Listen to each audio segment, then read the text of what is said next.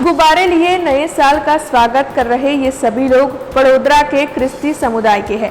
दरअसल आज से जब नए साल का आगाज हुआ है तब बड़ोदरा में बसने वाले क्रिस्ती समुदाय की ओर से भी नया साल मनाया जा रहा है, जिसके मद्देनजर बड़ोदरा शहर के कमाटी बाग में क्रिस्ती समुदाय के लोग इकट्ठा हुए थे। वहां पर गुब्बारे लिए गुब्बारे उड़ाते हुए एक दूसरे को क्रिस्ती समुदाय के लोगों ने नए साल की शुभकामनाएं दी थी। इस दौरान भगवान यीशु ख्रिस्त के गीतों का स्मरण करते हुए भी ये सभी लोग नजर आए थे। 25મી ડિસેમ્બરથી 1લી જાન્યુઆરી સુધી અમારા ક્રિસમસ કાર્યક્રમો ચાલે છે। આ ક્રિસમસ કાર્યક્રમમાં અમે પ્રભુ ઈસુના જન્મની વધામણીના ભાગરૂપે 25મી ડિસેમ્બર અને 31 અને આ 1લી જાન્યુઆરી જે એને અમે નવા વર્ષ તરીકે ઉજવીએ છીએ। નવું વર્ષ એ અમારા સમાજ માટે, અમારા લોકો માટે, રાજ્ય માટે, શહેર માટે અને દેશ માટે એક શુભ સંદેશો છે કે આ વિશ્વમાં શાંતિ, આનંદ અને પ્રેમ તથા ભાઈચારાના હેતુથી આપણે બધા એકબીજાની સાથે મળીને જીવી શકીએ।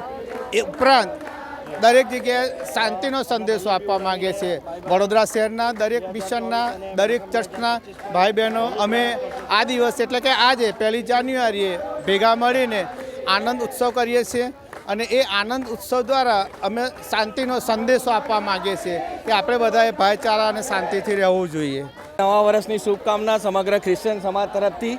અત્યારે વડોદરાનો સમગ્ર ક્રિશ્ચિયન સમાજ અહીંયા કમાટી બાગમાં દર વર્ષની જેમ ભેગો થાય છે। સવારે અમારે કાલે રાત્રે અમારે ચર્ચ હોય છે, ત્યાં પ્રભુની પ્રાર્થના કરીએ છીએ। સવારે ફરીથી ચર્ચ હોય છે અને ત્યાં બી પ્રાર્થના કરી દરેક લોકોને સુખ, શાંતિ અને સમૃદ્ધિ મળે એની માટે ખાસ પ્રાર્થના ચર્ચ હોય છે।